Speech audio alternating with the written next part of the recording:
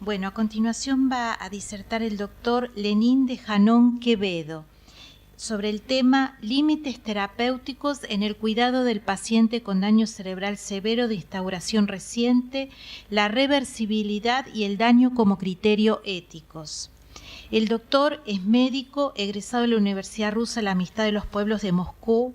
Es especialista en medicina crítica y magíster en ética biomédica de la Universidad Católica Argentina, docente e investigador del Instituto de Bioética de dicha universidad. Es médico de la Unidad de Terapia Intensiva del Hospital Santoyani y miembro titular de la Sociedad Argentina de Terapia Intensiva. Bueno, buenos días. Muchísimas gracias al Consejo Académico de Ética Médica y especialmente a la doctora Paso por esta invitación y por la organización de este evento. Compartir estas reflexiones tienen que ver con los límites que en muchos casos necesitamos poner para poder saber hasta dónde vamos a tratar, entendido el tratamiento como una actitud de asistencia, es decir, estar siempre al lado del paciente, y cómo nos vamos a guiar en esa asistencia en determinadas circunstancias y en momentos difíciles para la toma de decisiones, como son los pacientes con daño cerebral severo y de reciente comienzo. En realidad, no es que existe una entidad propia cuando nos referimos a este tipo de pacientes. Son varias entidades que se caracterizan por la presencia de esta condición clínica en donde se pierden las funciones cerebrales que han sido previamente desarrolladas. Acá estamos diferenciando un poco de aquellos que nacieron con algún daño cerebral y que no pudieron desarrollar algunas de las capacidades cognitivas. Se pierde la cognición, las habilidades comunicacionales, el control de las emociones. La alteración de la conciencia es el punto fundamental como característica de esta condición clínica. Es muy difícil poder conocer con certeza qué nivel de raciocinio tiene esta persona y cómo se puede expresar esta voluntad. La relación médico-paciente se establece en condiciones de inconsciencia. Y acá inconsciencia con signos de interrogación, porque no siempre sabemos cuánto es el nivel del contenido de la conciencia. Por otro lado, hay ciertas particularidades también que impiden tomar decisiones que probablemente son cotidianas en la relación médico-paciente, como por ejemplo el desconocimiento de percepciones profundamente humanas, como puede ser el dolor, la sed, el hambre. No podemos tener una facilidad para acceder a neuroimágenes. Acá mi predecesor ha hablado sobre las dificultades técnicas que tienen para el diagnóstico y lamentablemente esto es un hecho. Las neuroimágenes son difíciles de conseguir y nos ayudarían un poco para saber qué áreas están funcionando. Esto no quiere decir que nos pueden decir cuánto es la función.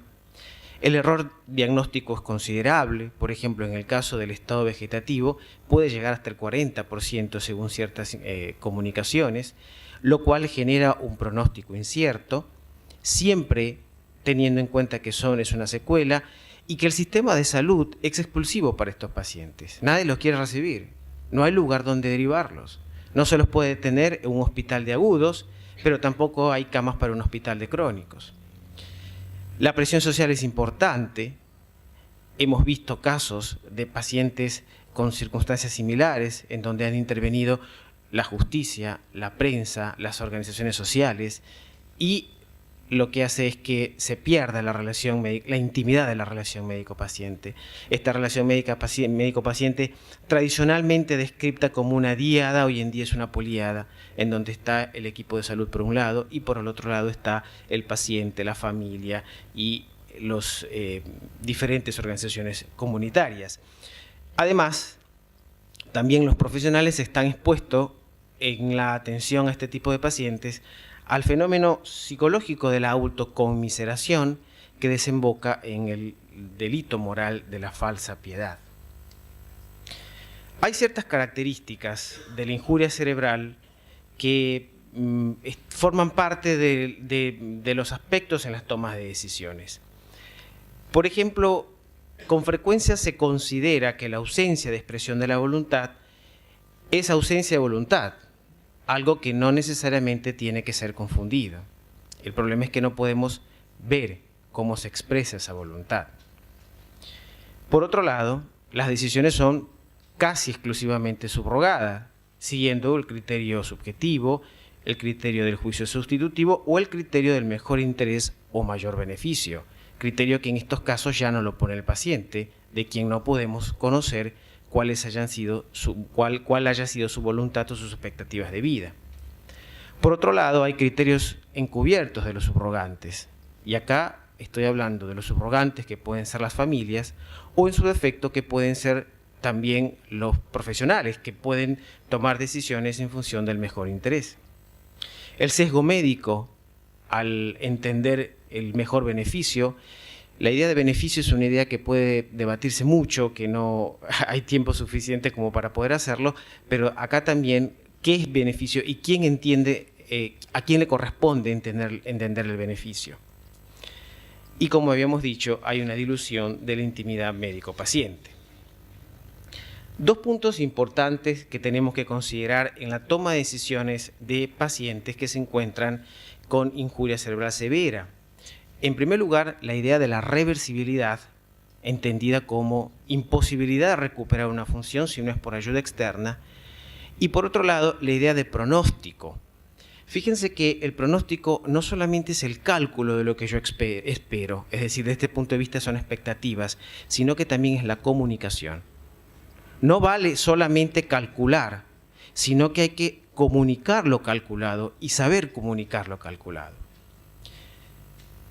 De ahí que la pregunta es una pregunta que siempre nos hacemos nosotros. ¿Todo lo que es posible desde el punto de vista técnico está bien para el paciente?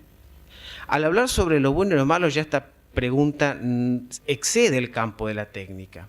Es una pregunta que pasa a otro campo, porque la técnica nos deja cierta incertidumbre, como habíamos dicho anteriormente, dado que responde a la pregunta sobre lo posible.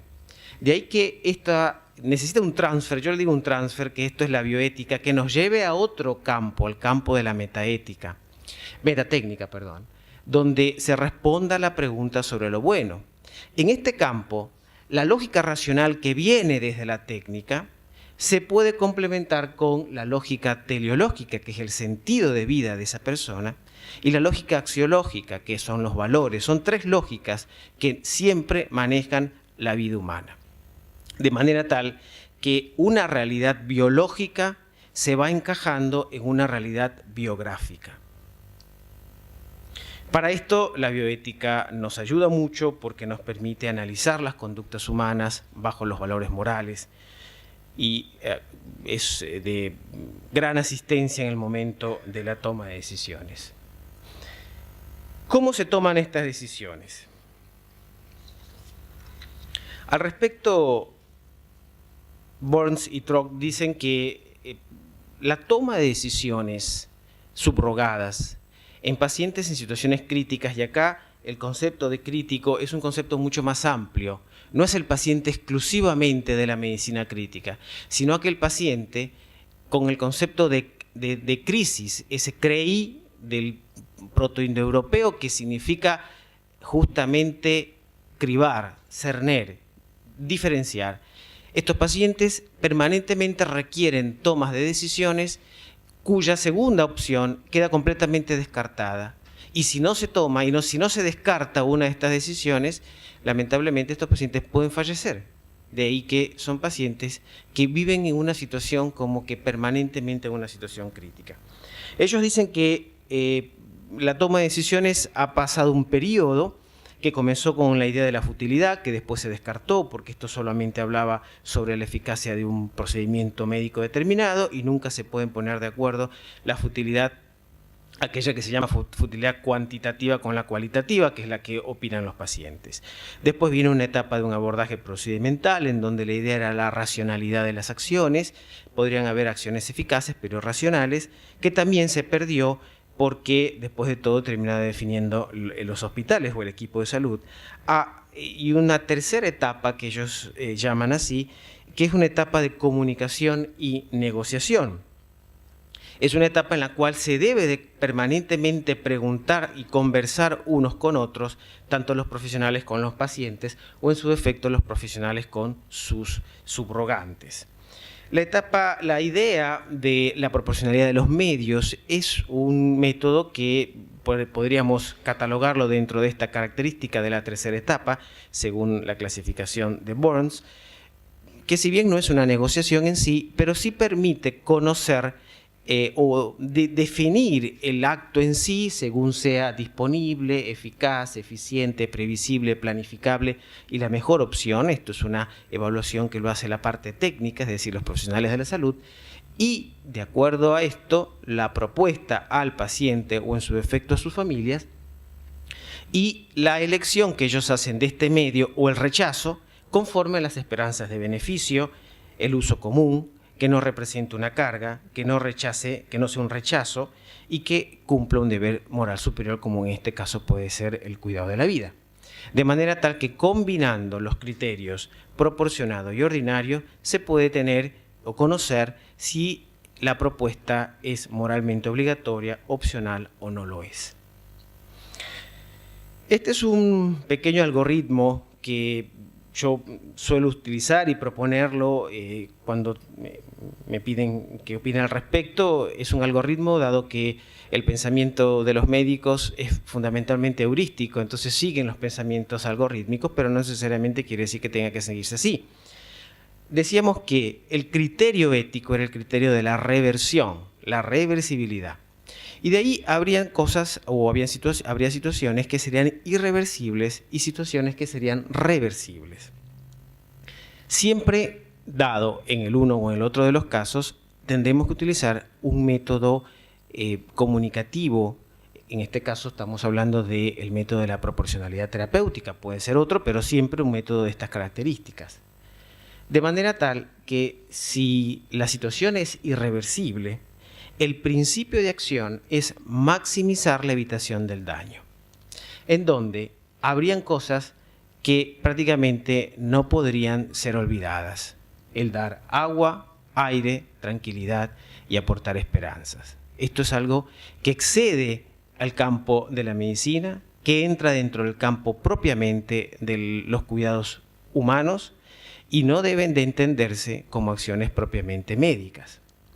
En el otro grupo están aquellas que sean reversibles, las situaciones que podrían ser reversibles, de manera tal que acá entran todas las acciones que tenemos, que llamamos en medicina crítica de peso, soporte vital, reanimación cardiopulmonar, hidratación, nutrición, fármacos, etcétera, que deben de ser guiadas de acuerdo al criterio de la reversión y siempre con un método, como en este caso puede ser de la proporcionalidad de los medios.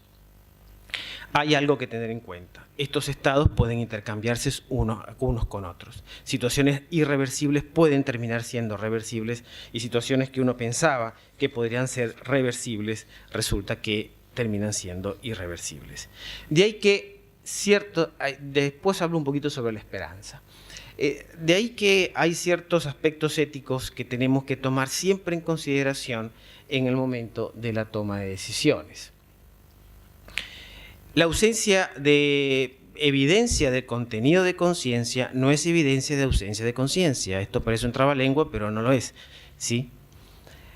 El contenido de conciencia es una cualidad compleja, extremadamente compleja, que no puede reducirse a manifestaciones motoras o expresiones funcionales, y su ausencia no excluye criterios de humanidad. El pronóstico es una verdad solamente parcial, dado que es una verdad probabilística. Nosotros estamos utilizando la probabilidad.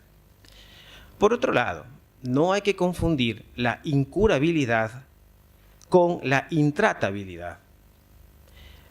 Las intercurrencias son posiblemente reversibles y la recuperación de la conciencia potencialmente reversible. Acá estamos utilizando conceptos de posibilidades y conceptos de potencias. Por otro lado, la injuria cerebral no es sinónimo de un estado terminal, sino que bien puede entenderse como un nuevo estado de vida que incluye una discapacidad.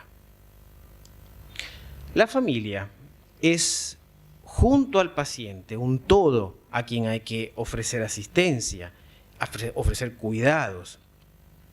Y puede ser de mucho ayuda incluso en el proceso diagnóstico, dado que los cuidadores pueden tener la posibilidad de ser testigos de momentos en donde existe la conexión con la conciencia, donde aparecen contenidos de conciencias. De manera tal que siempre hay que intentar ensayar algún método de toma de decisiones donde el paciente, incluso pensando que podría tener ausencia de contenido de conciencia, pueda tomar parte, pueda participar de este método, generar alguna manera de códigos en donde él pueda responder por determinadas acciones, por el sí o por el no, mínimamente. Es deber de la comunidad en sí no solamente ofrecer ayuda económica a estos pacientes y sus familias, que son un todo, sino también ayuda de otro tipo, como puede ser ayuda de soporte emocional, afectivo, espiritual. Y el cuidado institucional no sustituye el cuidado doméstico. Mi predecesor algo ya tocó sobre el tema. Las personas, no hay que olvidarse a su vez que la persona es un fin en sí mismo. Y la vida física es un bien fundamental, no un principio absoluto. Esto basta entender que la vida humana tiene un tiempo de finitud.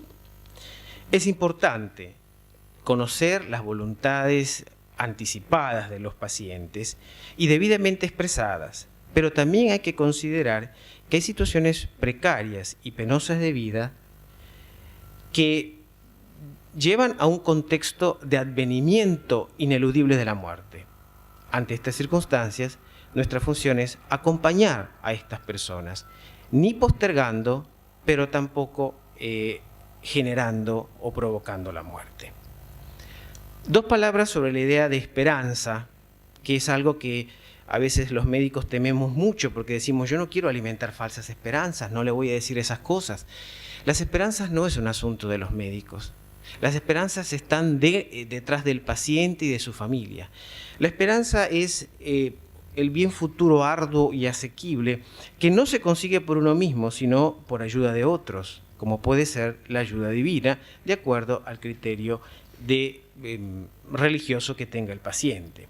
Sí se puede ser el caso en donde el médico o cualquier profesional de la salud sea agente secundario instrumental de la ejecución de esas esperanzas. Lo que nosotros tenemos que hacer es manejarnos siempre en el nivel de las expectativas, que deben de ser verdaderas, objetivas, es decir, reales, sensatas, honestas y compasivas. Quiero hacer un punto acá sobre la humildad del profesional. No es algo supererogatorio ser humilde. Forma parte de la honestidad intelectual, de la honestidad profesional. Lo que se sabe hay que decirlo, lo que no se sabe hay que decirlo y reconocer que hay cosas que son desconocidas.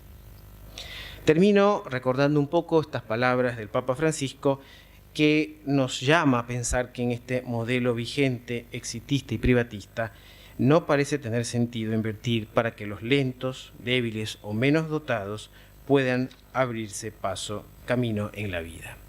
Muchas gracias.